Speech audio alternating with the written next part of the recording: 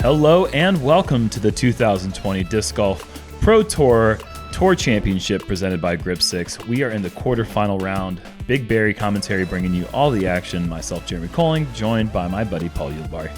I am your buddy. I'm happy to be your buddy. And here we have the 2020 bracket.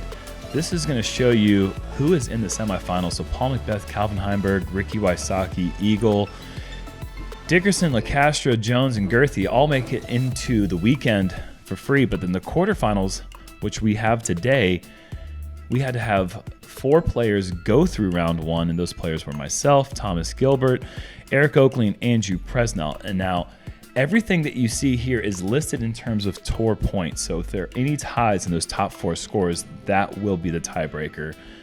We have got Grip 6 pitching in a bunch of added cash to this event. $20,000 for first, $10,000 for second.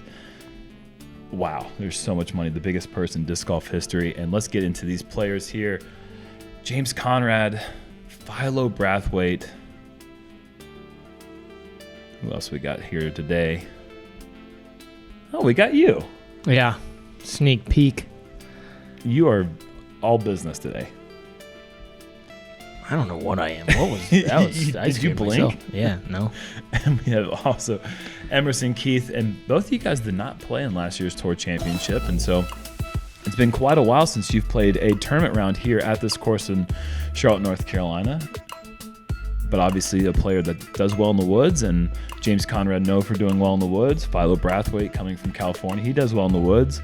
And Emerson Keith, the tour champion as far as just the experience goes, playing 72 tournaments in a year. You know he's going to play well in the woods. Everyone's going to bring their best disc golf possible today. Hole 1 is 390 feet, and you can see it is just heavily wooded all the way down, tight corridor. Any kick early, and you are going to be in a bunch of trouble. All right, everybody, welcome to our 3 o'clock tee time for the 2020 Disc Golf Pro Tour Championships. Up first, hailing from Virginia, representing Innova Champion Discs. Put your hands together for Mr. James Conrad. Have a good show.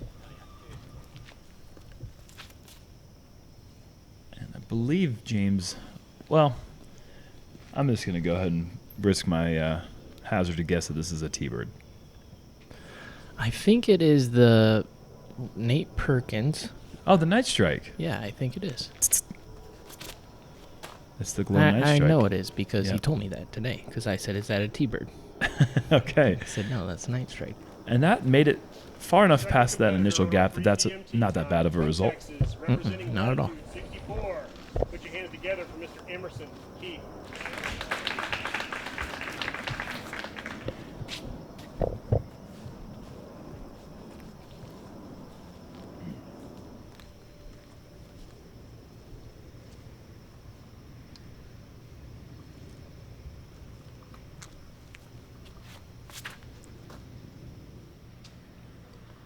Just a bit turned over, and that's an early kick.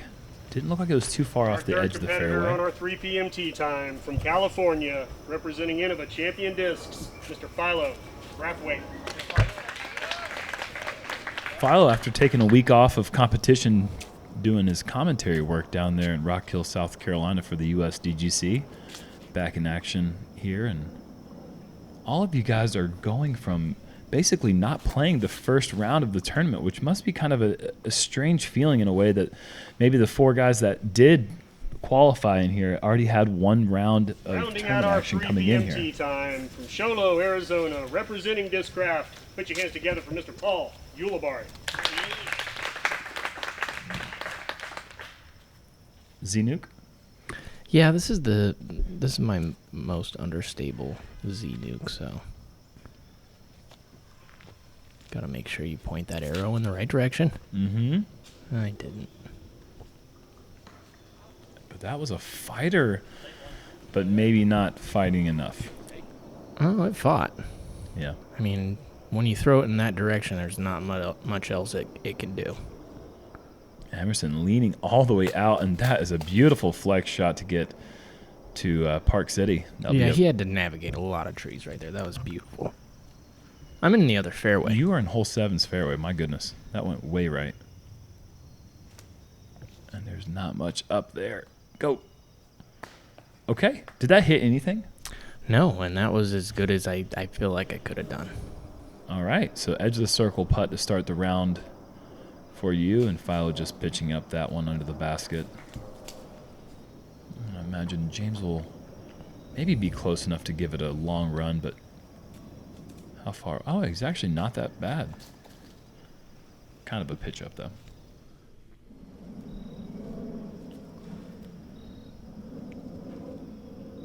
I had that little vine thing right there in my Yeah, stroke. they left that vine right. Yeah, just left side. Oh, I see what you're saying. Next to the tree, like right next to you. Yeah, in it your just made it backswing. kind of a weird little backswing. I mean, I still didn't follow through, but Yeah, that's definitely not the putt you want to start off the round with. Bogey on hole one, not necessarily the not the most worst case scenario. I Yeah. mean, you're gonna see bogeys on this hole. You saw one bogey on this hole today. There were 11 pars and No birds. just Scramble. just Everybody was one just- bogey. So Wow. Thanks, Jerm. I just got to put it in You're perspective. gonna see a bogey on this hole. How about? Yeah, well, it's a common result, just Was there not for 12 that day. 12 players going into the quarterfinal round. Yes. If there was 16 people. There would been one at least two one. bogeys and then one birdie probably. Hole 2, par 3, 330 feet. Across the water here onto the island that is just completely covered with pine straw. Makes the disc slide quite a bit towards the edge of the lake, but fortunately that otbdiscs.com wall is the OB line, so if that does make its way all the way to the wall, you will be safe. Tell you what, that guy's mask is out of bounds. Oh man. Goodness. James going with the JK, just throwing that thing right at it, drifting ever so slightly right, and that is exactly what happens on that ground. It just slides.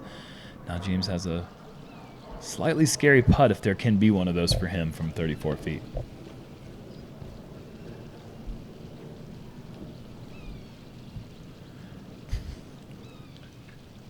I can't not see that guy's mask right now. Believe that is Ethan, local Charlotte Disc Golf Club. Oh, goodness. And this gets through the little Oh, is this swinging twigs. back in bounds? Yeah. I think that's his play. I think he's throwing Wow. a very overstable fairway driver. I would imagine the only person that knew that that was going to be safe was Emerson Yeah. once he released that disc. And still, he didn't even know. Yeah, sure. I'm sure that was a rock from Philo. That's as good as you can really do. That's beautiful. Such a methodical player. Philo takes his time, really make sure he knows exactly what he's going to do before he does it. Deliberate player who's been on the tour for so long. And what is this? Is this your ringer? No, No. that's a buzz. I was going to say, you don't throw ringers that far. You don't, just because you don't throw putters. You probably could if you wanted to, but you don't. I was in between. I threw the ringer in practice, and it was Okay. a good choice. But if I don't hit it right, it'll be a little bit short.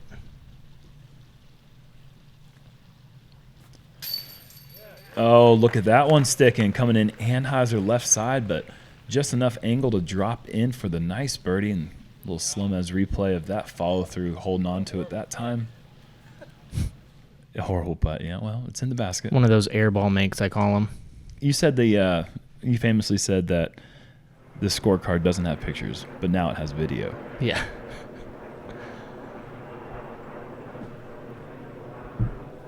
You're full of one-liners, Paul, and I like that about you. James with like an abbreviated jump putt. Don't see that from him too often. Yeah, there's no pictures on the scorecard, but there's now video. Yeah. Oh, that hung on the back end so well. Good putt for James. He did exactly what he needed to do. He put that one right in the middle.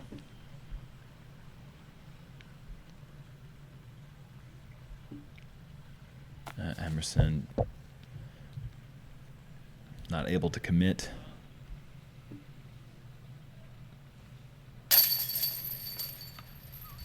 Sometimes those little comebackers, those little 20-footers after you miss a 25-footer for birdie can come back and get you. Yeah. Yeah, that was much more better. I always appreciate when someone is able to collect that and have a short memory with a missed putt and make a good stroke there for the par. So 3 birdies on hole 2, and Emerson with the only par. Moving on to hole 3. Par 4, 674 feet. This is coming in as the second hardest hole of the day at a quarter of a stroke above par average. And again, this is only a 12-player pool that we're going through with all the stats today, but pretty telling on how difficult this hole is. We kind of thought this would be a difficult hole coming into the weekend, and it has proved to be that so far.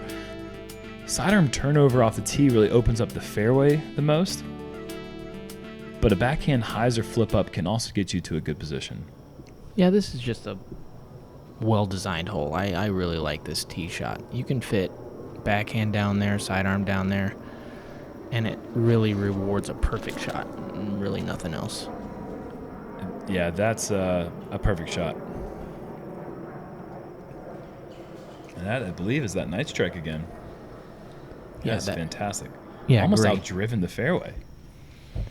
Yeah, kind of. I mean, it's hard to outdrive that fairway. You get to that left side, and it actually opens it up a bit more. I mean, I guess if anybody could do it, it'd be James. Philo pushing right down the middle, flipping it up. I mean, that is just a thing of beauty. My word. Yeah, that was great. Mm-hmm.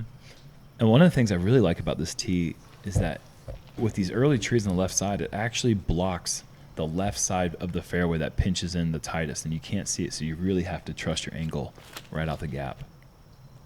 So you're heading towards those left trees right now, and you can't see that from the tee, but you probably knew out of your hand that it was probably a little bit too far left. Oh, yeah. Ever so slightly, though, just a foot off. I got a good reaction off that tree. It just kind of came straight backwards, so I didn't kick left or right. A right side kick can be just spell the end of your round. There's just no good angle to get back to the fairway. That's not exactly the worst place to be. Yeah, a good shot there could get all the way up to the bridge. That's where you'd like to be in 2 shots if you're out of position.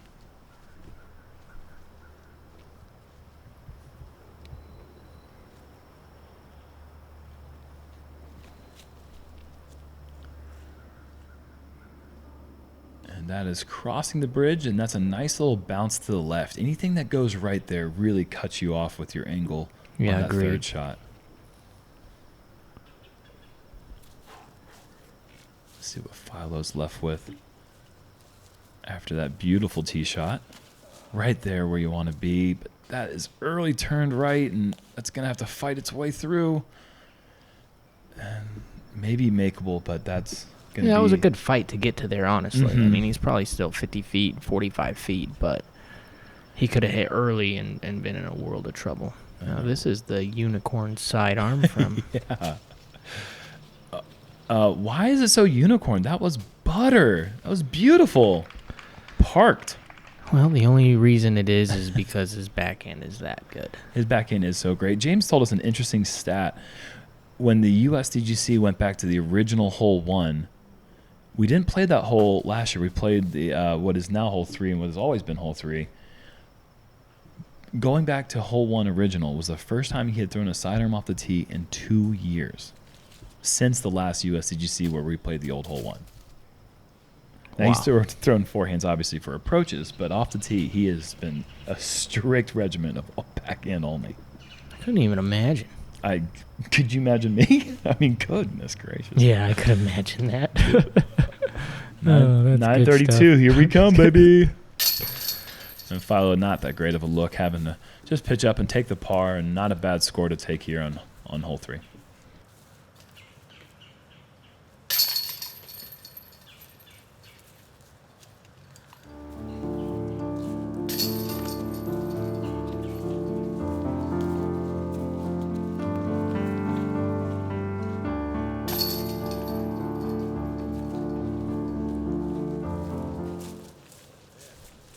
Eric Oakley and James Conrad, the only 2 players in today's field able to pick up the birdie 3 on hole 4. or on hole 3. Hole 4, par 4, 610 feet, low ceiling tunnel shot off the tee.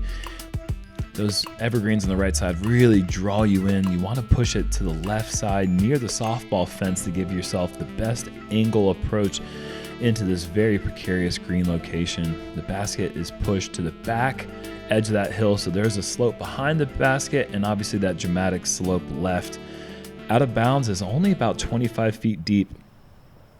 Players can find that if they don't have the right angle coming into their approach shots.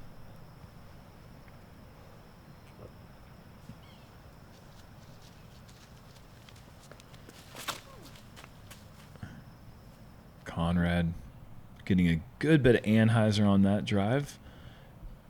Missing the height by maybe a couple of feet. That he should be able to muster some sort of a backhand Anheuser approach.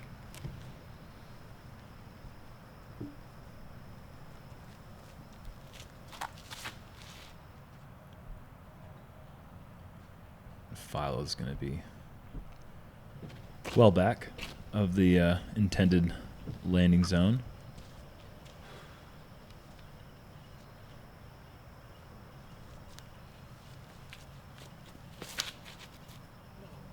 ESP new?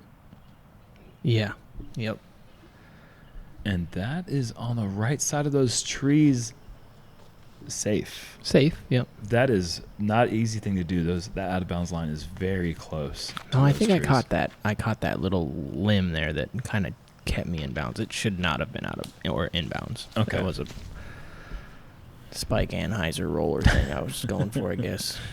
Philo not having any desires to play aggressive early and just pitching up to the corner, and that leaves him a pretty straight backhand putter approach to the pin. Emerson, this is a difficult position to get aggressive. He's probably 375 feet away or so. Got to get it really high to get... Yeah. Oh, that isn't going to cross at any point. This was a voting site, as you can tell here by all the signs. Yeah. And that I don't think ever crossed. The stakes are off the wall.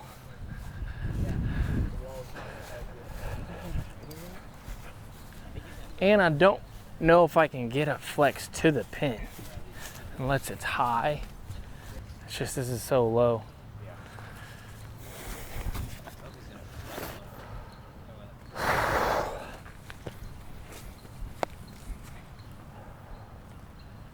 A huge risk reward shot right now. No. The one thing in the way.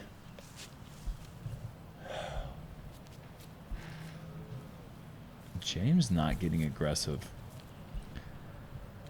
So how far did you advance? I actually just grabbed a disc really fast and pitched it safe. Okay. I didn't want to give it all, give away everything. Yeah, sure. In my whole life. Yeah, and that, we understand going into the front nine how important it is to score early because the back nine is such a brutal back nine to score on, and taking a big number now is definitely changing the situation for you. And does that change your game plan coming into any of these holes? Well, I mean, I could have got aggressive and went for the same shot again. And okay. I decided to pitch it left and take, best case scenario, double bogey and, I guess live to fight another day. Right. But yeah, for sure, now I have to be aggressive the whole way, to answer your question. And Emerson is going to drop a stroke. So he'll go to 1 over par. And I honestly didn't think bogey would be too bad of a score on this hole, especially with... Great putt from James. Yeah, that was beautiful putt for par.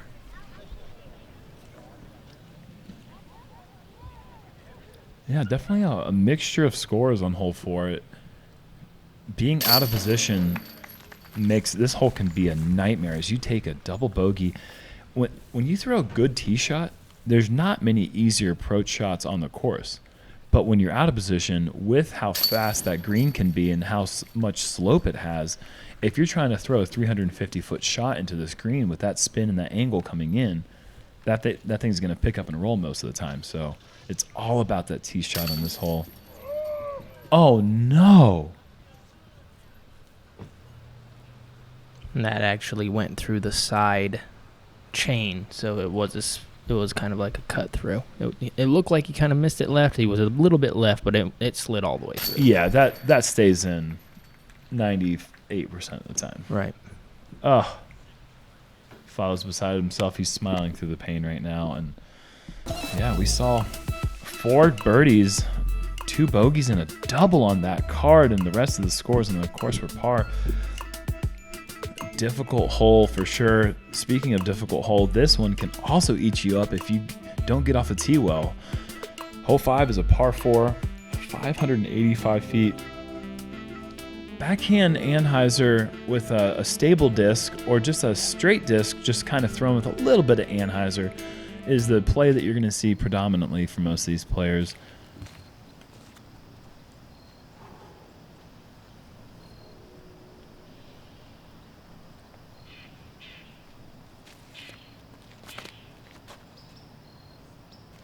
James with a nice subtle flex. That's exactly what you want right there. Yeah, that was beautiful. Right down the gut. Perfectly landed. So soft. Yep. That's what we're looking for, yeah. That's exactly what James drew up.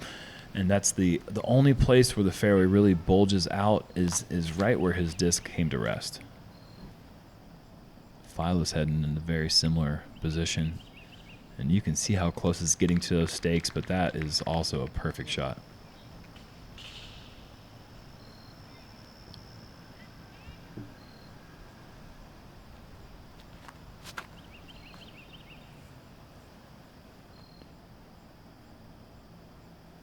Emerson just wants to keep it in the middle there. It's going to have a nice gap between those 2 trees.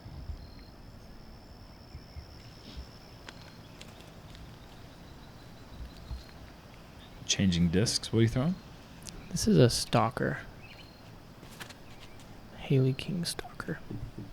And that is really nice as well. That's laced right through the gap, setting up the 200-foot approach with a putter. Forehand, most likely. Yeah. I know your game. I've seen it play a few times. Looks like stiletto for Emerson. And this actually is displaying a lot of touch. Yep. Angle control, because that road obviously is out of bounds. And so if you just roll it over a little bit, especially with a standstill, really easy to do, but he shows all the control. And Emerson's got a great flick. He's got a lot of good touch, good angles too, and he can definitely throw a nice stable driver with a little bit of flex and land it flat, which is exactly what you need. And Philo showing his sidearm skill. Yeah, you don't well. see that too often. No. And me showing no sidearm skill.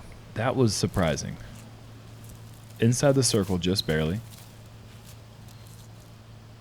No pictures on the camera guard.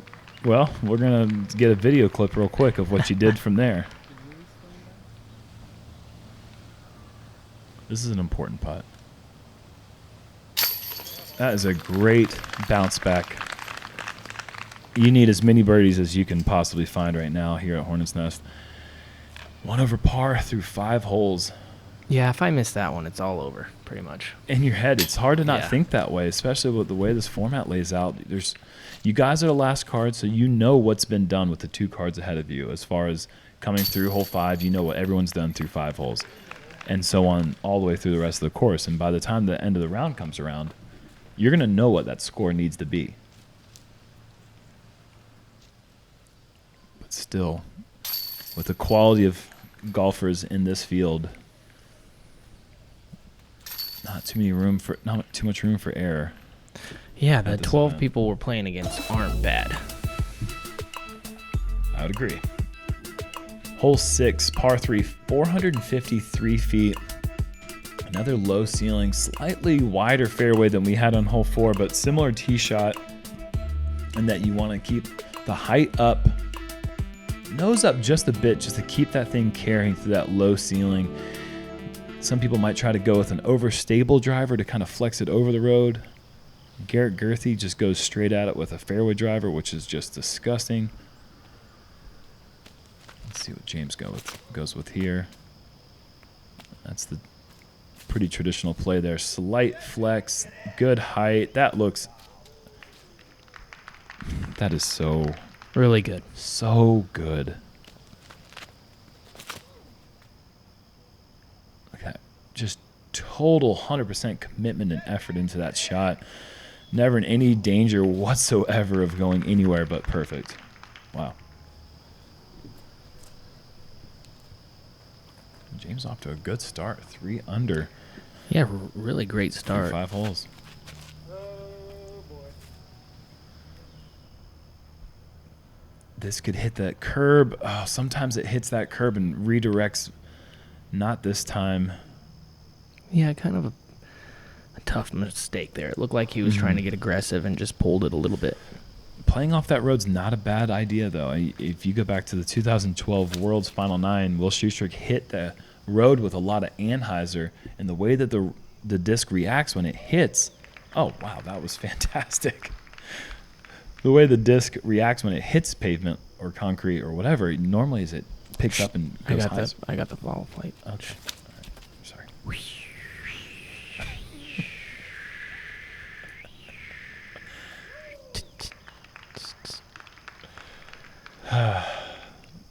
That was sweet, man. Good shot. Thanks.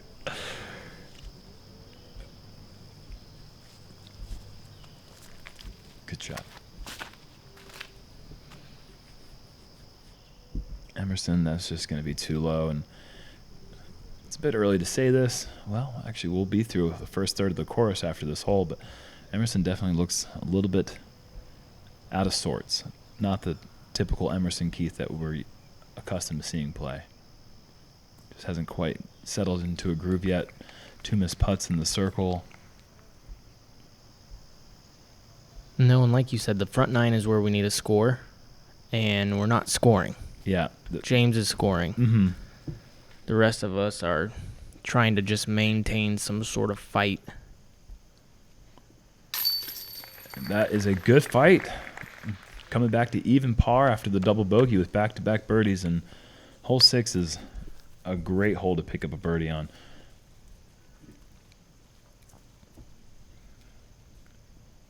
Pro Tour might make this hole look easy the way that so many players are so talented at throwing that distance straight. But I guarantee you that is not something that you're going to see. That's like a bonus birdie even in doubles club golf. Like, you're not going to see that hole deuce too many times.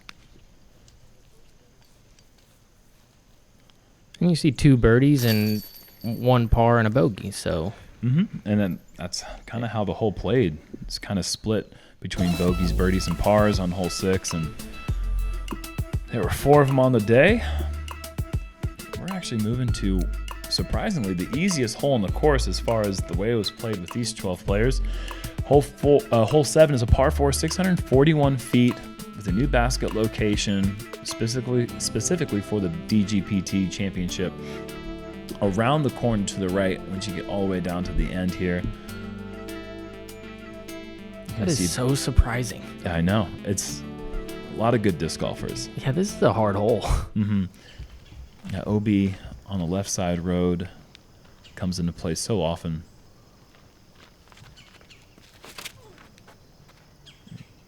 James going with the early turnover, and this is looking fantastic. It's going to be on the right side of the fairway, which is going to be tough for a backhand predominant player to get one into the gap on his second, but James has got that forehand. We saw that on hole 3.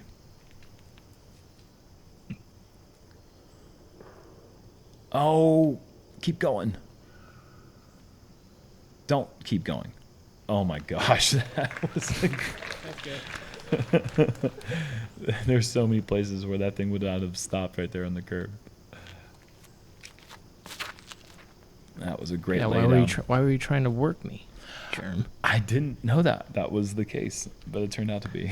I love the way Emerson throws that fairway driver. So far, he's thrown it a couple times, and it just goes nice and straight with a slow fade. If you can master that shot, you can play pretty much any course in the country, in the world, in the universe, maybe. I'd play moon disc golf. Oh, no. Oh my God. Oh, I never saw that. I wasn't ever watching. That poor squirrel. Oh my God. Oh my goodness. That was amazing. Look at this shot. Oh, wow. Oh, what a lovely. great. How you doing? That is a very, that's a surprising result. You don't see too many get all the way up there from that far back in the fairway. Emerson with some nice touch. Just got to beat that one tree in the corner, and it does, and that was a very nice shot. Oh, smack that.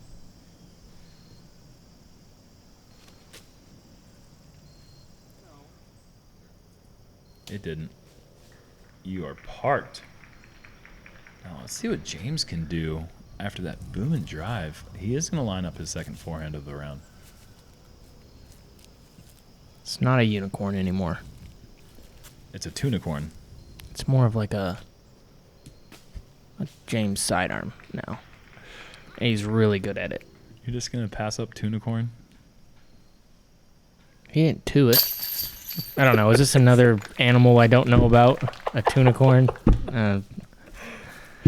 Uni meaning one, like one horn. And it's the second sidearm of the round with two. Oh, I got tunicorn. you, yeah. Oh my goodness. It just ruins the whole thing when you have to explain it. I have to watch what I say nowadays. But tunicorn also sounds like two different kinds of food. Mm-hmm. Yeah, that's what I pictured a tuna fish, of course. Oh, I did it. I made a new animal.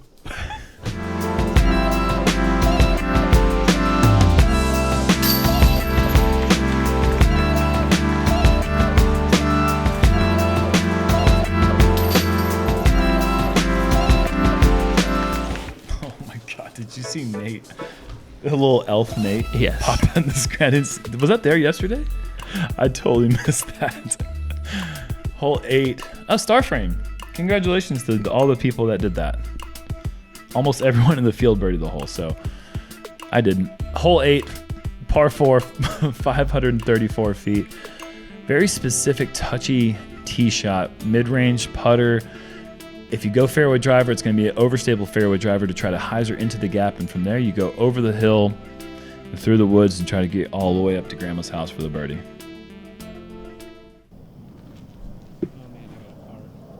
Rip it, bro. Just kidding. Make sure Brian's near. James going mid, and just getting it through the gap, and going out to the right side actually opens up any sort of angle for the approach. Yeah, he actually told me that. He said, I like to go to the right side. That way I have a kind of a better angle to work with. Mm-hmm. It opens up the fairway. If you go left side, you have to be in the perfect place or your angle is just completely cut off. And that was so close to being perfect. Just hitting those early trees might have a lean out. I said, you want a better angle? How about no angle? Watch this. Yeah. If I could throw a putter with as much control as James, I'd probably do what he's doing. But I can't. Yeah, I don't want to say you can't. I want to keep things positive. You taught me that recently. I think you can. James Conrad, he can do anything. He's 5 under. Yeah. Through 7 holes. He's even throwing sidearms at us. He don't care. He's got 2 birdies throwing forehand approaches. We are in trouble. These look like 4 tremendous drives. Philo just putting the brakes at the last second. He might be able to step out to the side and get a good throw up there to the pin, perhaps.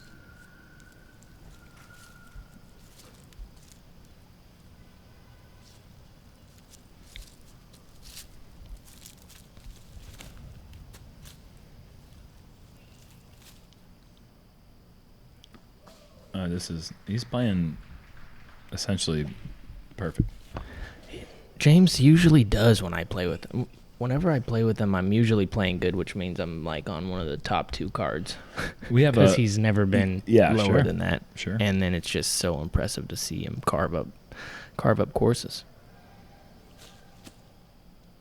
And you're having to go with your Nuka West going super flex mode. And look at this shot. Paul, that was nice. Yeah. That was saucy. Now, we had a term for that one on tour when there's one player that you always played with and they brought out the best in you. And Superman had his kryptonite. But Paul Ulibarri, you were James's good tonight, I believe is what we used to call it. Yeah. I don't want to be anybody's good tonight.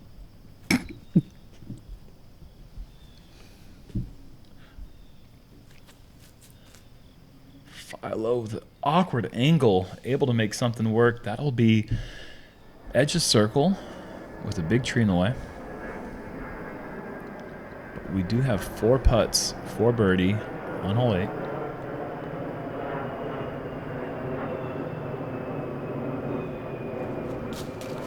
James with a jump, and that's the first miss we've seen from him. I don't really count laying up on 4 or getting a par on 1 as misses. That's the first time that he Agreed. did not achieve the score that he was going for. Emerson with a couple of birdies now here, moving his way to under par now on the front 9. Yeah, he heard you. That's a good putt. That's a putt who's not from a person who does not appear to be mentally defeated. No, that was solid. And it's easy to do that on this front 9. If you're not achieving the score that you're setting out for, this front 9 can get you. It can really set you back mentally. As Philo is now 2 under par, a good putt from him.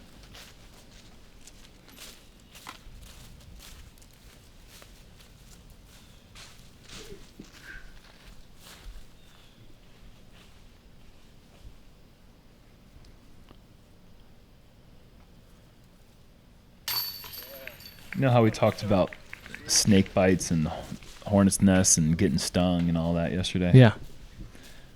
This one stung me. I got a 6. The rest of the field got pars and birdies. I only say that because Paul just looked down at the bottom of the screen here and he just made this sour face like, oh, I didn't know you got a 6 there, buddy. Yeah, I'm sorry, man. Yeah, I am too. I found places on the hole that I've never seen in 14 years. Yay. Hole 9, par 3, 430 feet, tight through this woods right here. This gap is so narrow. Once you get through there, though, it's kind of all happiness. Because if you can get a birdie on this one, incredible. But if not, a par on this hole does not hurt one bit.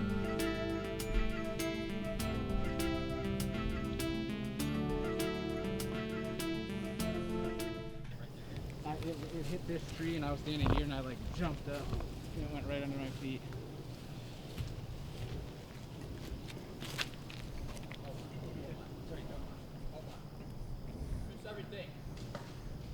What happened Well, off the tee? I decided to throw it as high as I could possibly throw, and then I hit a branch up or a tree up there that shot it right, and then like hit a tree. I don't know, man.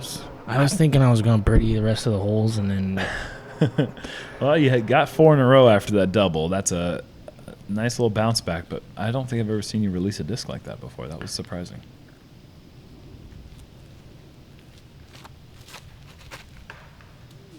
And that is the danger of hole 9. And trust me, there's nothing there. I mean, 7 days ago, this wasn't here. There was not a gap in the woods. This was all created in the past 120 hours. Which is crazy to think. Like, just to focus on his shot real Yeah. quick, that was so good. yeah, just barely, And then barely off. Hit dead center on a tree. Mhm. This hole is really, really, really tough. Really tough. Philo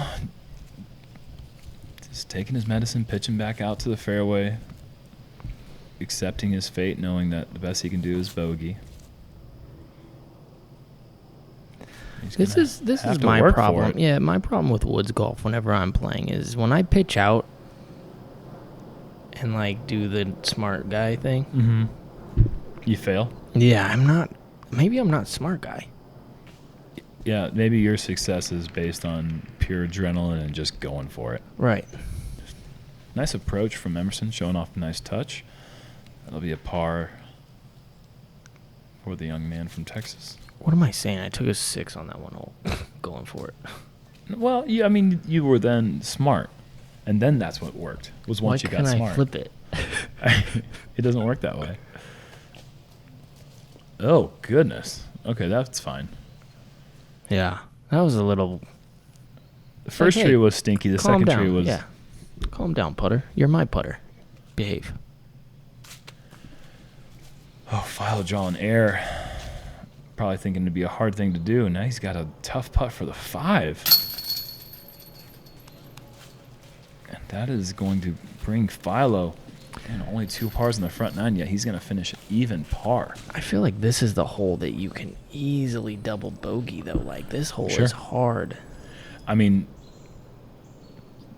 that approach that Philo had once he pitched up to the fairway wasn't necessarily easy. There's still so many prominent trees between the middle of the fairway and where he was on his second.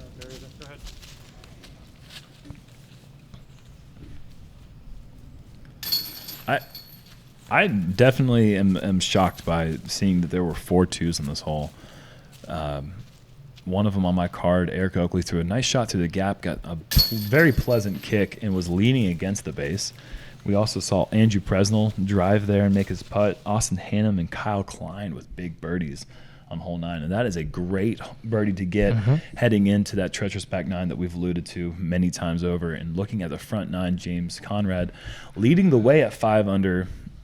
Right behind him, Thomas Gilbert, another good front 9, just like he had in the first round. Eric Oakley also at 4 under, 2 players who had to work their way in from round 1. Front 9 thoughts, Paul? Well, I think we were thinking we were going to see some hot rounds coming off the front like we did yesterday, but that is not the case. So if you want to make it to the next round, you're going to have to throw it down on the back 9. 9 holes left to play in the quarterfinals. Thank you so much to the Founders Club. We'll see you in the back.